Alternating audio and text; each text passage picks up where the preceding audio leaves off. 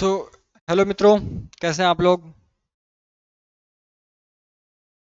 Very good morning to all of you. आप सभी का बहुत बहुत स्वागत है रेशमा सेमेस्टर पर, जहाँ पे हम अपनी अप्लाइड फिजिक्स की क्लास, अप्लाइड फिजिक्स फर्स्ट की class chapter number 4 rotational motion यानी घूर्णन गति कर रहे हैं। हमारे 2 लेक्चर ऑलरेडी कंप्लीट हो चुके हैं, तो हम रोटेशनल मोशन के बारे में जान चुके हैं, टॉर्क के बारे में जान चुके हैं। तो हमारा लास्ट टॉपिक जो चला था वो क्या था? कपल। कपल यानी कौन सा? कपल ऑफ फोर्स, बल युग्म, ठीक है, और कोई कपल नहीं। तो कपल ऑफ फोर्स पढ़ने से पहले मैं आपसे एक बार पूछना चाहूंगा कि बाकी सारी चीजें जो अभी तक पढ़ाई गई हैं सभी को सब कुछ क्लियर है? ठीक है, सभी को सब कुछ क्लियर है? अभी हमने कुछ ऐसा बेसिकली बहुत स्पेसिफिक पढ़ा नहीं है। हाँ, बस टॉर्क पढ़ा है जो एग्जाम में पूछा जा सकता है, और रोटेशनल मोशन की डेफिनेशन वगैरह पूछी जा सकती है। ठीक है, सबको सब कुछ क्लियर है कि नहीं?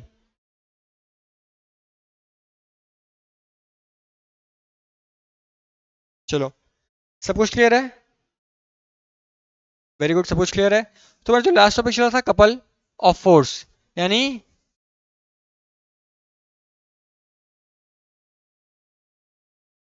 कपल ऑफ फोर्स जिसे हम बल युग्म कह रहे थे, ठीक है, बल युग्म, करेक्ट है। अब देखो, बल युग्म मैंने आपको बताया था कि एक वस्तु होती है, ये वस्तु होती है, इस पे इस तरफ से फोर्स लगा, इस तरफ से फोर्स लगा। अब जब दोनों तरफ से फोर्स लगता है समान परिमाण का, तो एक टॉर्क जनरेट होता है। क्या?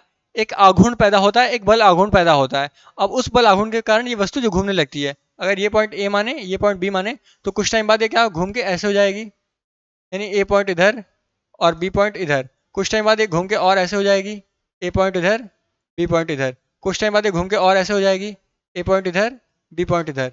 ठीक है, तो इधर से फोर्स लगा, इस फोर्स का कलर चेंज कर देते हैं, ये फोर्स इधर है, ठीक है, ये फोर्स है, और फोर्स इधर से लगा, दोनों तरफ से फोर्स लगे, उसके कारण से एक आघूर्ण पैदा हुआ। ठीक है, एक आघूर्ण जनरेट हुआ, जो कि इसको अब गोल गोल घुमाएगा, ठीक है, इस पॉइंट के अराउंड गोल गोल घुमाएगा इस वस्तु को। ठीक है, अभी जो आघूर्ण पैदा हुआ, आघूर्ण जो जनरेट हुआ, इसकी, चलो इसकी मात्रा क्या होगी, इसका परिमाण क्या होगा? तो कपल ऑफ फोर्स के लिए हम पढ़ते हैं कि डेफिनेशन देखते हैं सबसे पहले।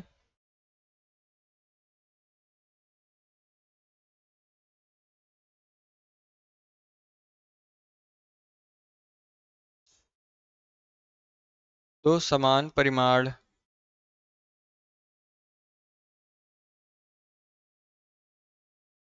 व विपरीत दिशा के बल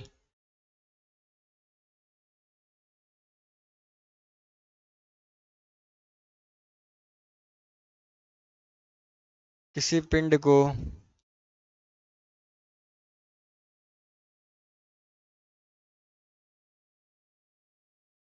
घूर्णन कराते हैं तो उत्पन्न आघूर्ण का मान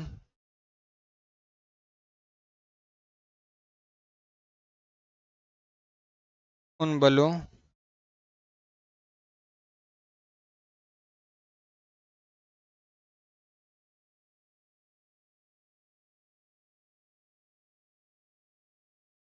के परिमाण व उनके बीच की दूरी,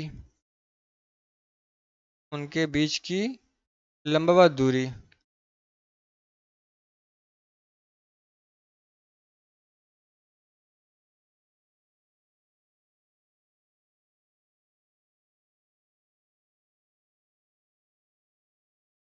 के गुणनफल के बराबर होता है।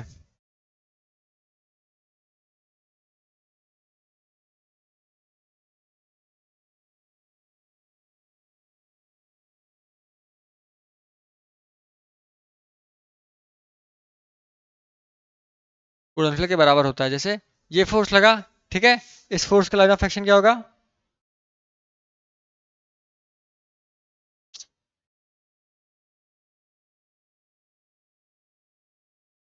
ठीक है, ये फोर्स और ये फोर्स, इनके बीच की लंबवत दूरी कितनी होगी?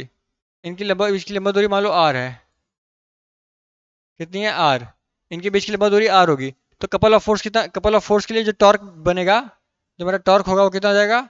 Force into R. इनके आर कहाँ है? इनके बीच की लंबवत दूरी आर परपेंडिकुलर, इनके बीच की जो लंबवत दूरी है वो हो जाएगा आर परपेंडिकुलर। ठीक है, ये फॉर्मूला हो जाएगा। अच्छा, ये आप लोग एक लैंग्वेज में समझ जाएंगे कि इसको मतलब इंग्लिश में लिखना जरूरी है? समझ जाएंगे ना सभी लोग? इतने समझदार तो हो यार तुम लोग अब। ठीक है, बार बार हिंदी इंग्लिश हो गया तो अब समझ जाओ।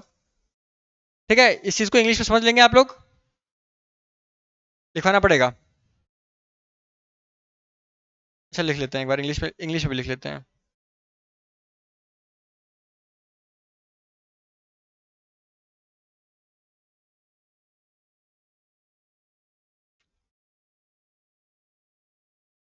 Forces of same magnitude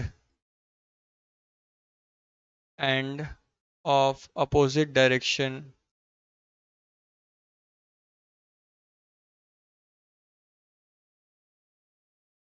rotates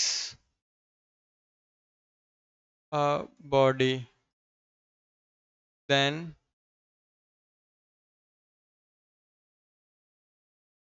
the torque को दिखाते हैं किससे? टाउ से। obtained is the product of the force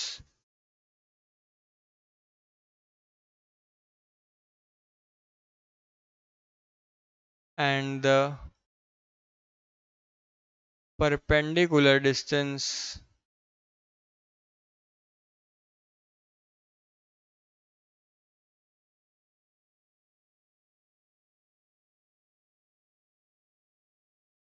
between the forces। ठीक है, थोड़ा इसको सीधा कर लेते हैं।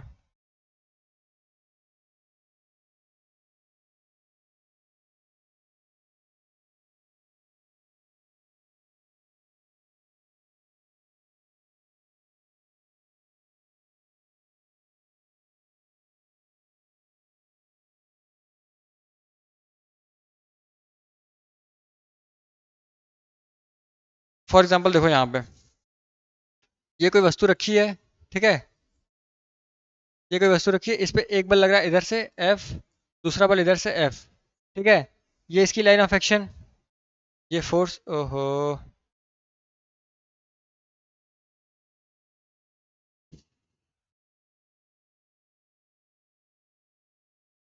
ये फोर्स इधर और ये फोर्स इधर। इनके बीच की दूरी कितनी है? इनके बीच की दूरी मान लेते हैं हम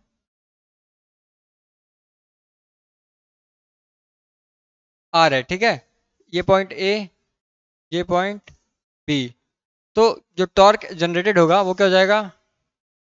यहाँ से मान लो ये वस्तु जो है ये पॉइंट ओ से रोटेट करना स्टार्ट करेगी। ठीक है, यहाँ से गोल गोल घूमना, ये यहाँ से गोल गोल घूमेगी, नीचे आएगी और यहाँ से ऊपर जाएगी।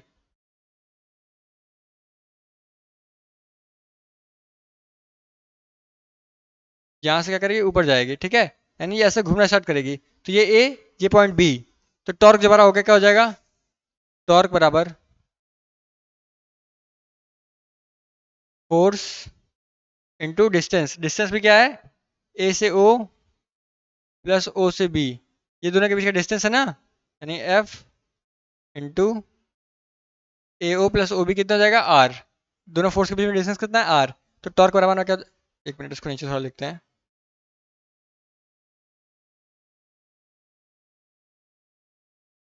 Torque is equal to force into R, है कि नहीं?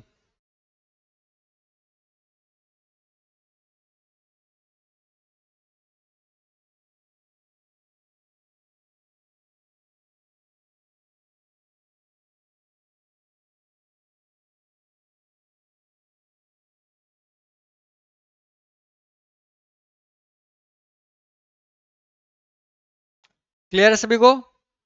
कपल समझ में आ गया? कपल का फॉर्मूला क्लियर है? अब हम लोग किसकी बात करेंगे? देखो, एंगुलर एक्सेलरेशन की बात करेंगे। ठीक है, एक बार आप लोग को बता दूं, एंगुलर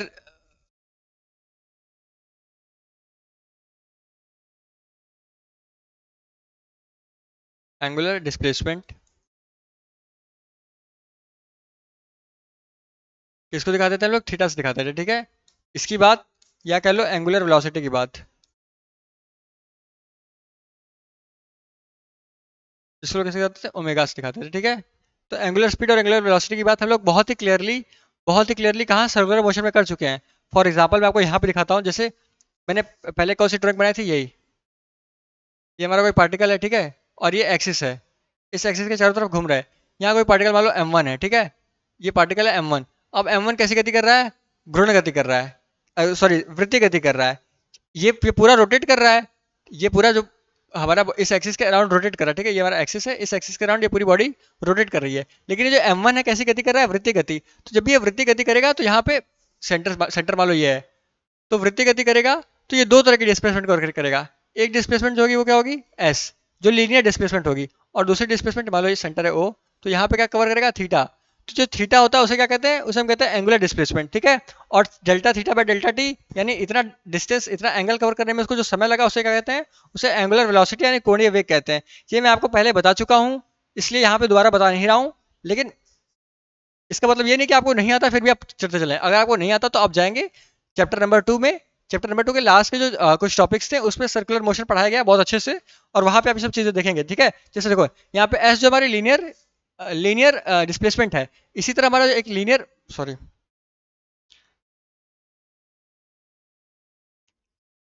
इसी तरह हमारा एक लीनियर वेलोसिटी भी होता है, ठीक है। क्या, एक लीनियर या टेंजेंशियल, उसको टेंजेंशियल भी कह सकते हैं, लीनियर भी कह सकते हैं। तो टेंजेंशियल वेलोसिटी होता है इधर v, लेकिन हमारा इधर जो ओमेगा होता है, मतलब जो एंगुलर वेलोसिटी होता है, क्या होता है, वो ओमेगा होता है। ये सारी चीजें होती हैं। अब अच्छा ठीक है, इसमें एक बार मैं आपको एक और बात बता देता हूँ कि हमारा जो रिलेशन रहता है वो आपको याद रहना चाहिए, ठीक है। भले आपने पहले पढ़ रखा है, अगर आपको नहीं भी आता तो आप ये चीज़ याद रखेंगे, ये जो मैं आपको बताने जा रहा हूँ ये आप बिल्कुल याद रखेंगे, एकदम गांठ बांध के याद रख लीजिए कि जो हमारा एस होता है वो थीटा इंटू आर होता है, ठीक है। अब थीटा क्या है, सॉरी एस क्या है, एस हमारा, ध्यान से देखो इधर, एस क्या है, लीनियर डिस्प्लेसमेंट, ठीक है, लीनियर डिस्प्लेसमेंट। और आर क्या है, आर है हमारा रेडियस। रेडियस रेडियस को हम ये भी लिख सकते हैं कि एक्सिस और पार्टिकल के बीच की लंबवत दूरी, ठीक है, ये हमारा रेडियस भी होता है, ये भी कह सकते हैं हम। रेडियस और पार्टिकल के बीच की जो लंबवत दूरी है उसको क्या कह सकते हैं, रेडियस, ठीक है। उसी तरह हम अगर एंगुलर वेलोसिटी की बात करें तो एंगुलर वेलोसिटी के केस में क्या हो जाता है, v is equal to omega into R, है कि नहीं। ये जो होता है ना v is equal to omega R. अब v क्या है, v है हमारा, वही बात, v हमारा क्या, लीनियर वेलोसिटी, लीनियर वेलोसिटी यानी रेखीय वेग। और r क्या है, r वही चीज जो ऊपर थी, रेडियस, रेडियस कह लो, या इसको रेडियस को ही समझा जा सकता है क्या, एक्सिस और पार्टिकल या मास, पार्टिकल या मास जो भी कह लो, पार्टिकल के बीच की जो लंबवत दूरी है वो, ठीक है।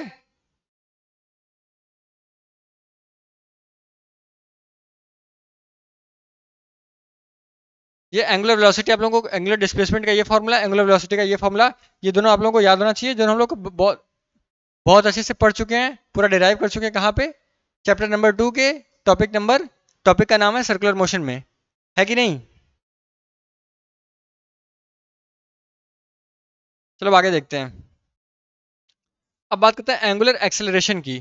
किसकी, एंगुलर एक्सेलरेशन।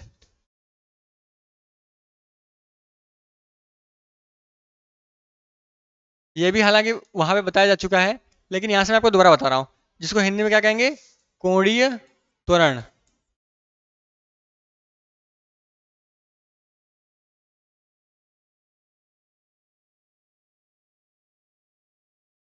भाई हमारा डायग्राम रहेगा, कोई भी ऐसा स्पेसिफिकली हमने एक बॉडी बना दी, और इस एक्सिस के अराउंड ये बॉडी घूम रही है, ठीक है।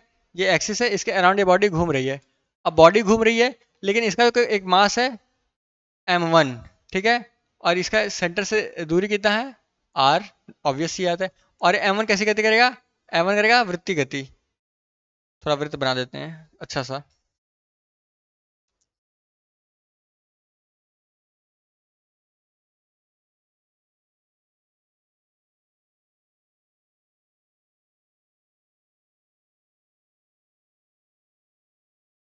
ये m जो है वृत्तीय गति करेगा, है कि नहीं। अब इसका यहां से अगर मैं उठाऊं,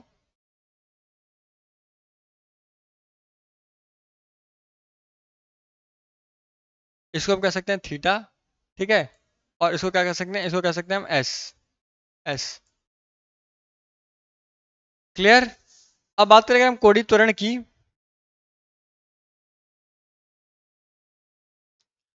त्वरण बराबर क्या होता है? जाहिर सी बात है, इसका डेफिनेशन डेफिनेशन वैसे कुछ होता नहीं, एक स्टेटमेंट होता है बस इसका। अ, हम्म,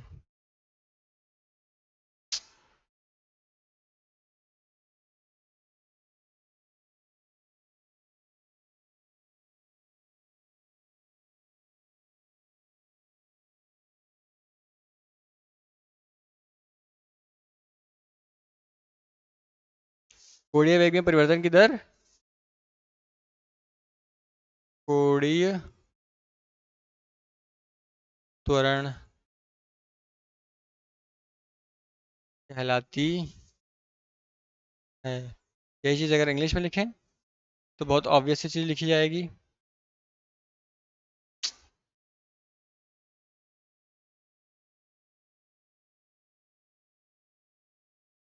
rate of change of angular velocity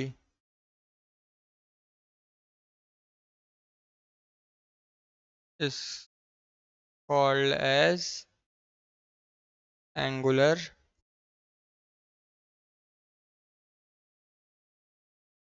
acceleration.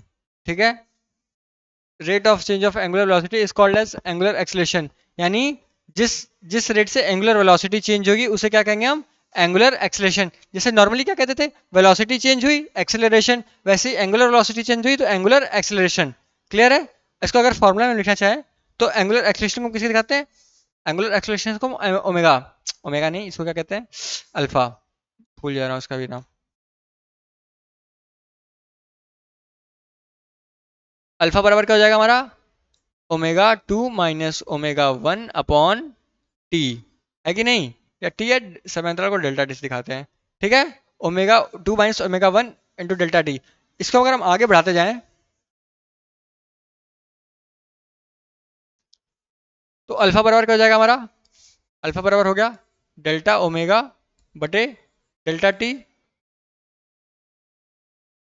ठीक है, अब इंस्टेंटेनियस एक्सेलरेशन निकालना होगा।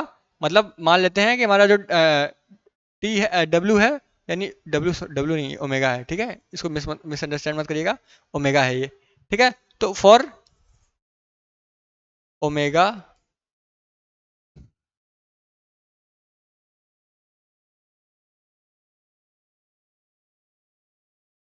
फॉर डेल्टा ओमेगा जीरो की तरफ हो। अरे यार,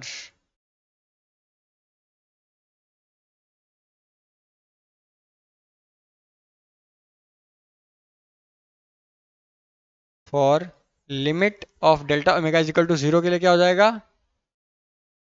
omega alpha is equal to D omega या और डी टी। इसका मतलब ये छोटा होता है या और छोटा होता है? इसका मतलब कम, यानी स्मॉल क्वांटिटी, इसका मतलब बहुत स्मॉल क्वांटिटी। तो जब ओमेगा मतलब जो हमारे वेलोसिटी वो बहुत कम है, वेलोसिटी बहुत कम होगी तो उसके केस में अल्फा बराबर हो गया D D omega upon D D T. ये नॉर्मल फॉर्मूला होता है। अभी हम इसके थोड़ा सा और आगे बढ़ेंगे।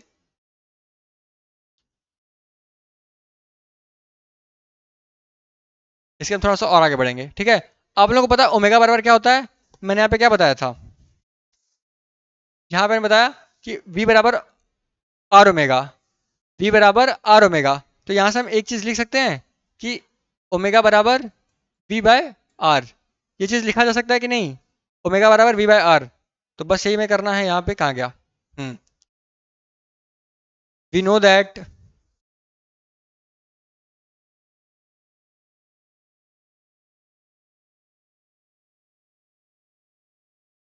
We know that v is equal to R omega. ठीक है, तो ओमेगा की जगह हम क्या लाएंगे? v ला देंगे। अल्फा इज इक्वल टू,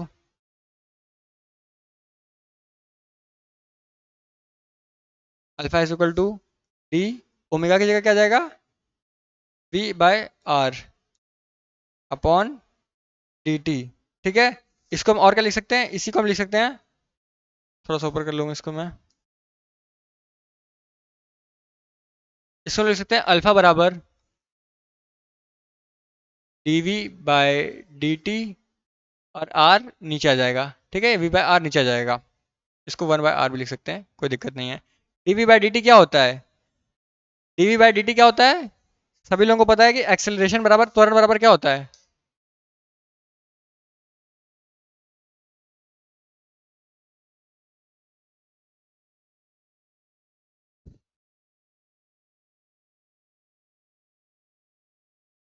ए बराबर होता है dv/dt। ठीक है, ये क्या लीनियर एक्सेलरेशन, तो हो जाएगा अल्फा बराबर a/r। इसको हम और क्या लिख सकते हैं? इसको लिख सकते हैं अल्फा इंटू आर बराबर ए, या इसको उल्टा लिखा जाए तो ज़्यादा सही रहेगा। ठीक है, हम लोग हमेशा कोशिश करते हैं क्या, कि लेफ्ट हैंड साइड एक यूनिट हो, राइट हैंड साइड एक से अधिक यूनिट हो, नहीं तो नहीं हो तो कोई बात नहीं। ए बराबर क्या हो जाएगा? R into alpha. इसको करेंगे मार्क, क्योंकि ये है इंपॉर्टेंट। जहाँ पे ए क्या है, वेयर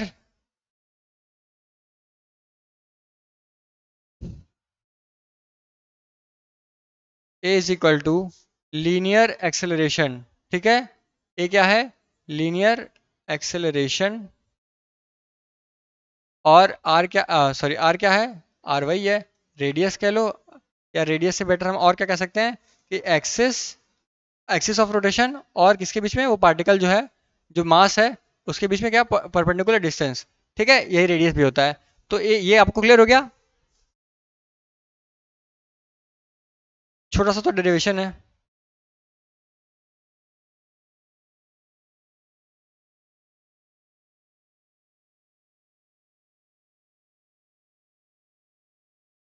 बताओ सभी लोग, ये क्लियर है?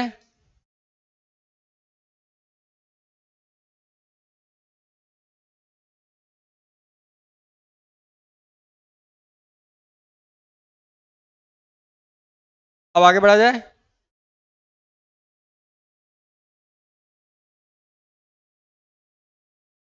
अब इसकी इसकी विमाओं की बात कर लेते हैं। ठीक है, जो हमारा एक्सेलरेशन होता है, एंगुलर एक्सेलरेशन, उसकी विमा और यूनिट क्या होती है?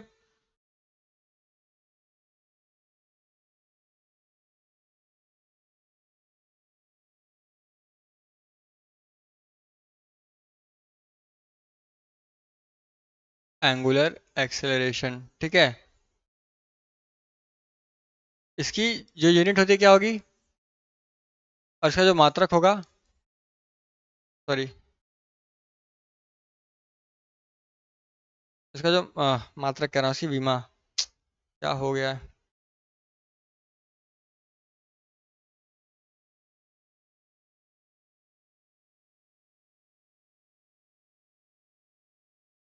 क्या है, राउंड डायमेंशन लिख रहा हूँ, मात्रक।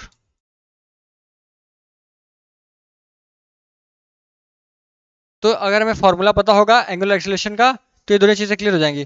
फॉर्मूला क्या था? इसका फॉर्मूला था omega, delta omega upon delta T. Omega क्या है? ओमेगा, ओमेगा है एंगुलर वेलोसिटी। ठीक है, एंगुलर वेलोसिटी। अच्छा, और एंगुलर वेलोसिटी अपॉन टाइम। ठीक है, एंगुलर वेलोसिटी का मात्रक क्या होता है? एंगुलर वेलोसिटी का मैंने आपको बताया था, होता था रेडियन, रेडियन प्रति सेकंड। ठीक है, क्योंकि एंगुलर वेलोसिटी क्या होती है? Angular displacement upon time. Angular displacement मतलब रेडियन, अपॉन टाइम मतलब second, radian upon second, whole upon second. यानी इसका मतलब क्या हो जाएगा, इसका जो यूनिट हो जाएगा वो हो जाएगा रेडियन पर सेकंड स्क्वायर। क्या हो जाएगा इसका यूनिट? रेडियन पर सेकंड स्क्वायर। अच्छा, डायमेंशन की बात करें तो इसका डायमेंशन क्या हो जाएगा? वही फॉर्मूला, एंगुलर वेलोसिटी बटे एंगुलर टाइम। अब एंगुलर वेलोसिटी का फॉर्मूला क्या होता था? एंगुलर वेलोसिटी का फॉर्मूला होता था टी-1। ठीक है, और अपॉन ये क्या हो जाएगा, टी। इसको क्या लिख सकते हैं हम? इसको लिखते हैं टी⁻²। लेकिन क्या हम डायमेंशन को केवल टी⁻²? लिख सकते हैं टी⁻² लिख सकते हैं केवल डायमेंशन को? आप लोग बताइए। डायमेंशन को टी⁻² नहीं लिख सकते, मतलब लिख सकते हैं, कोई गलत नहीं है, लेकिन जब भी डायमेंशन लिखा जाता है, तो मैंने आपको पहले चैप्टर में बताया था कि डायमेंशन लिखने का सही तरीका क्या होता है, एम और एल के साथ लिखो। एम और एल के साथ लिखो, अगर एम के ऊपर कुछ नहीं है तो जीरो, एल के ऊपर कुछ नहीं तो जीरो, लेकिन लिखो साथ में हमेशा। ठीक है, तो ये क्या हो गया हमारा, ये हमारा डायमेंशन हो गया किसका, एंगुलर एक्सेलरेशन का। क्लियर? बताओ सभी लोग।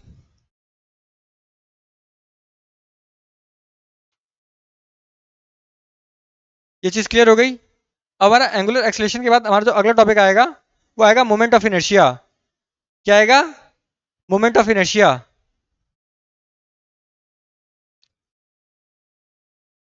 अच्छा, मोमेंट ऑफ इनर्शिया से पहले आपको radius of gyration, radius of gyration या सेंटर ऑफ ग्रेविटी भी समझा जा सकता है।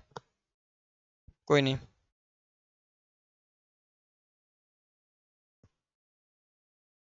मोमेंट ऑफ इनर्शिया, हेडिंग डालो मोमेंट ऑफ इनर्शिया, जिसे हम हिंदी में क्या कहेंगे? जड़त्व आघूर्ण। Moment of inertia.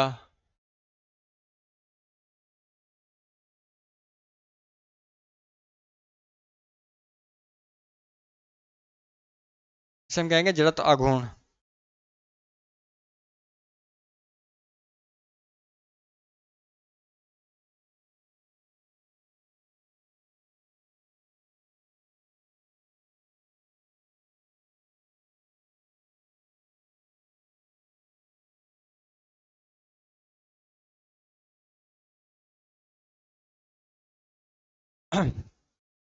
न्यूटन ने अपने पहले नियम में क्या बताया था?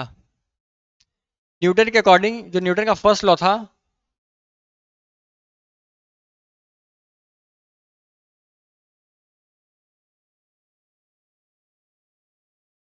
न्यूटन फर्स्ट लॉ क्या था?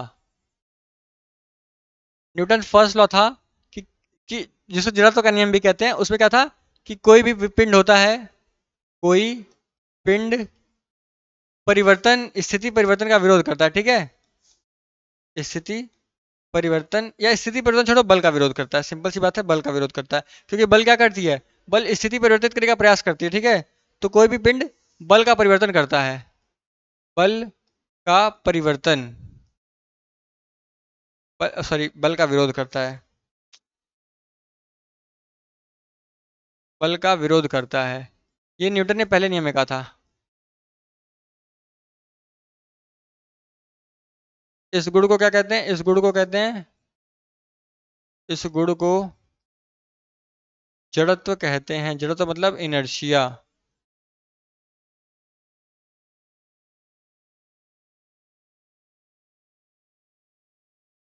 ठीक है? ये न्यूटन का पहला नियम था। अब इसी पहले नियम के आधार पर एक नया कॉन्सेप्ट देखा गया कि जब भी कोई पिंड होगा वो बल का विरोध करेगा, तो उसे क्या कहेंगे हम? इनर्शिया। उस गुण को जड़त्व कहेंगे। लेकिन यहीं पे आप लोग डालेंगे इंपॉर्टेंट और लिखेंगे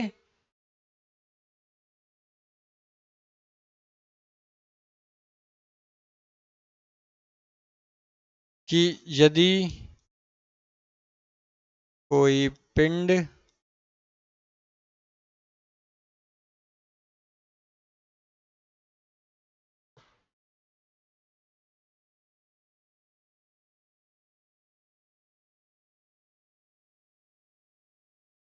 के पिंड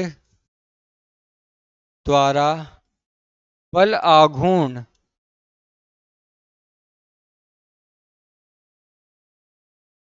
का विरोध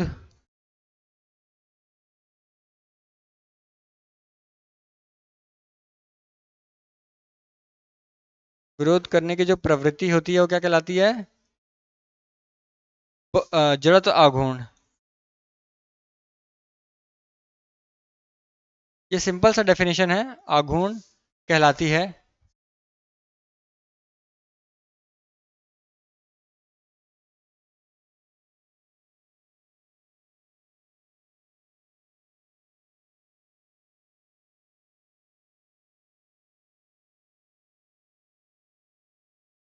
the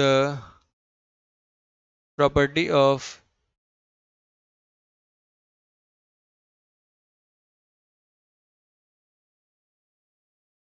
resistivity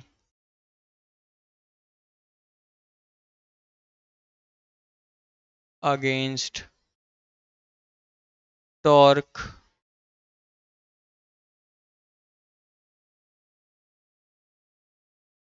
is called as, इसको क्या कहते हैं हम? इसको कहते हैं मोमेंट ऑफ इनर्शिया।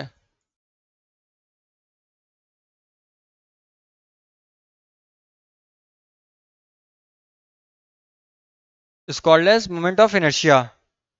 है कि नहीं?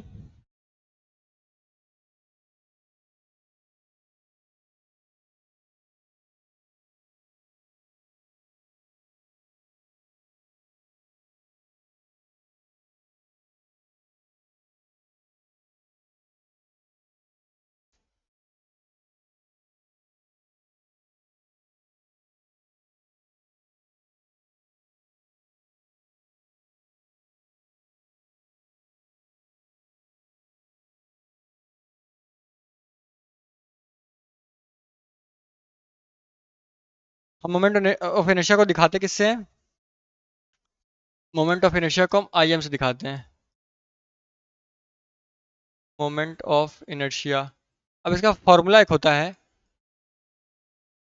इसको कहते हैं आई एम, ठीक है। इसका एक फार्मूला होता है। अब उसी फार्मूले के बेस पे क्या होती है, एक डेफिनेशन तैयार होती है। इसका फार्मूला होता है एम के स्क्वायर या एम आर स्क्वायर, एम के स्क्वायर नहीं एम आर स्क्वायर। क्या फार्मूला होता है? एम आर स्क्वायर, ठीक है।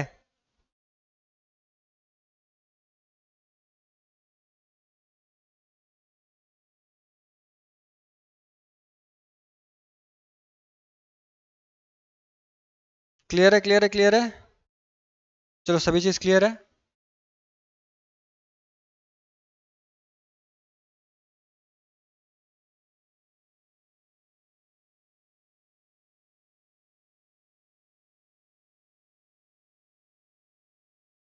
पिंड का किसी, नहीं सॉरी,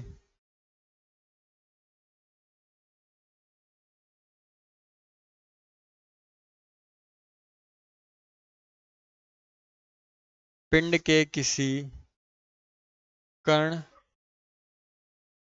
का जड़त्व आघूर्ण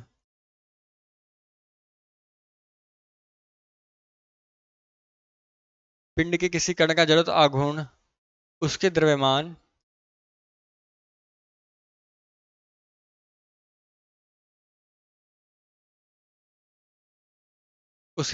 तथा उसके एवं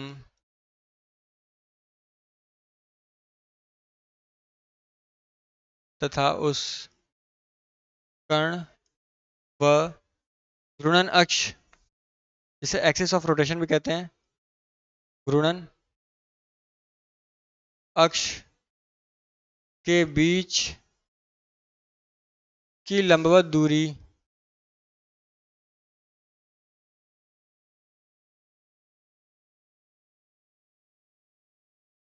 के वर्ग के गुणनफल के वर्ग के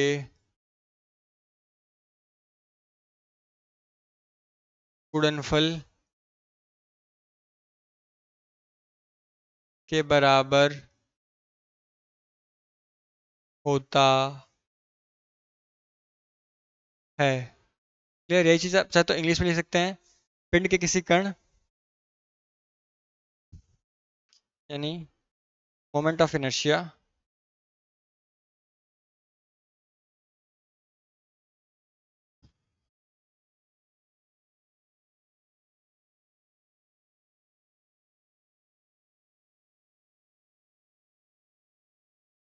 moment of inertia of any particle of a body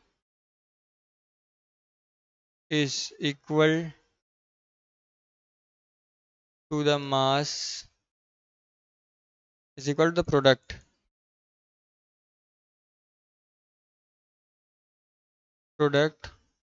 of the mass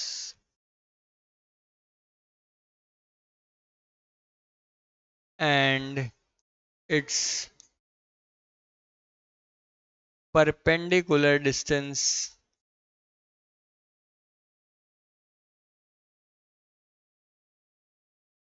from the axis of rotation। ठीक है।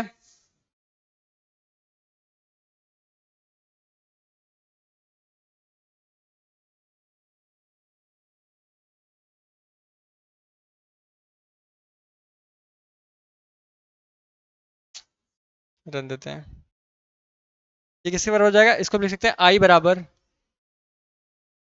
M R square. ठीक है, ये एम दोनों कैपिटल एम होगा। कैपिटल एम क्यों होगा बताता हूँ अभी आपको। एम आर स्क्वायर, ठीक है। ये हमारा कहाँ गया?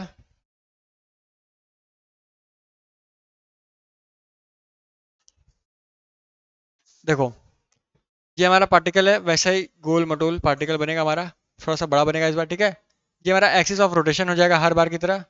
ये हमारा क्या है? Axis of rotation. इसके अराउंड ये वस्तु रोटेट कर रही है। यहाँ पे एक पार्टिकल है जिसका नाम, जिसका है मास m1।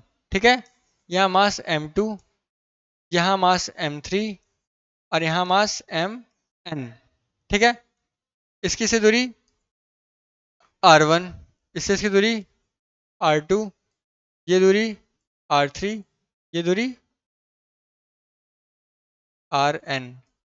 ठीक है, अब इस m1 का अगर हम निकालेंगे, देखो मास ऑफ इनर्शिया ऑफ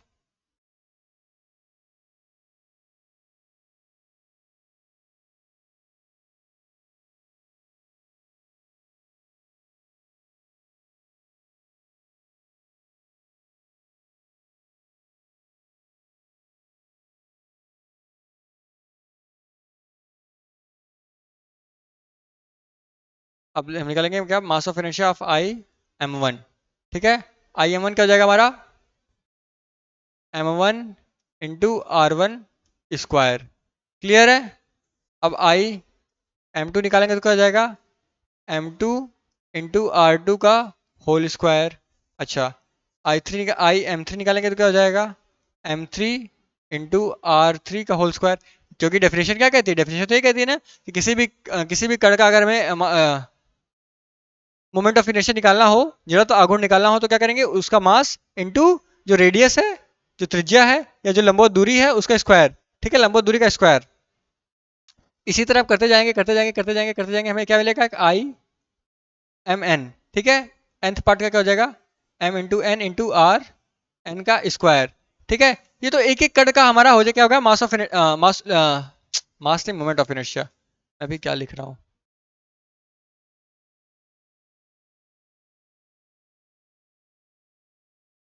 ये मोमेंट ऑफ इनर्शिया। ठीक है, मोमेंट ऑफ इनर्शिया है। हाँ, तो ये अलग अलग कण का मोमेंट ऑफ इनर्शिया हो गया। अगर हमें पूरे वस्तु का, ये जो पूरा पिंड है, इस पूरे पिंड का मोमेंट ऑफ इनर्शिया निकालना होगा, तो हम क्या करेंगे, सबको इंटीग्रेट, सबको कर देंगे, जोड़ देंगे। क्या करेंगे, सबको जोड़ देंगे। तो अगर हमें मास ऑफ इनर्शिया जो टोटल निकालना होगा, आई एम, जिसको हम टोटल आई एम कह सकते हैं, क्या कह सकते हैं, आई एम। इसको क्या कह सकते हैं, इसके लिए क्या हो जाएगा, I M one plus I M two plus I M three dot dot dot I M N. ठीक है, ये हो जाएगा।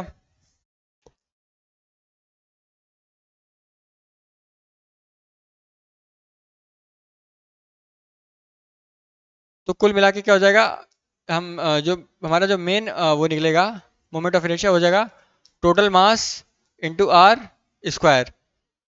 ये जो पहले चीज, पिछली चीज थी, उसी का डेरिवेशन यहाँ पे चल रहा था। अब आप, वो अलग बात है, आप ये सब करने के बाद R1 R2 R3 R4 सब जोड़ेंगे तो ये आर स्क्वायर के बराबर हो जाएगा। एंड ऑफ द रिजल्ट यही आने वाला है। ठीक है, तो ये क्या होता है हमारा मोमेंट ऑफ इनर्शिया।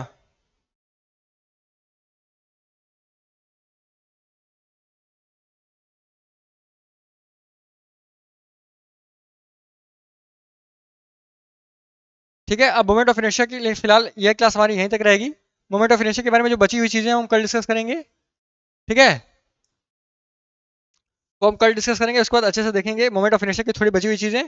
और उसके बाद क्या करेंगे, उसके बाद हम, उसके बाद थोड़े डेरिवेशंस बचे हुए हैं, थोड़े डेरिवेशंस बचे हुए हैं, पहले वो करेंगे। उसके बाद हमारा चैप्टर बचेगा 3-4 क्लास और रोलिंग एक्शन पढ़ना, जो इंपॉर्टेंट है और बड़ा भी टॉपिक है, उसको पढ़ेंगे। कंजर्वेशन ऑफ एंगुलर मोमेंटम पढ़ेंगे, वो भी बड़ा टॉपिक है और उसमें एप्लीकेशंस अच्छे से है, वो भी हमें सीखने हैं। तो कुल मिला के 5-6 लेक्चर और लगेंगे ये चैप्टर खत्म होने में। छोटा सा चैप्टर है, आसान सा चैप्टर है। उम्मीद करता हूँ आप लोग को अभी तक समझ में आया होगा। एक बार फिर से आप लोगों को रिमाइंडर, अगर आप लोगों ने एप्लीकेशन में को परचेज नहीं किया है कोर्स को, तो प्लीज जल्द से जल्द कोर्सेज को परचेज कर लीजिए, क्योंकि वहां पे आपको बहुत कुछ एक्स्ट्रा मिल रहा है। यहाँ पे तो केवल वीडियो मिल रही है, कोर्स में आपको बहुत कुछ एक्स्ट्रा मिल रहा है।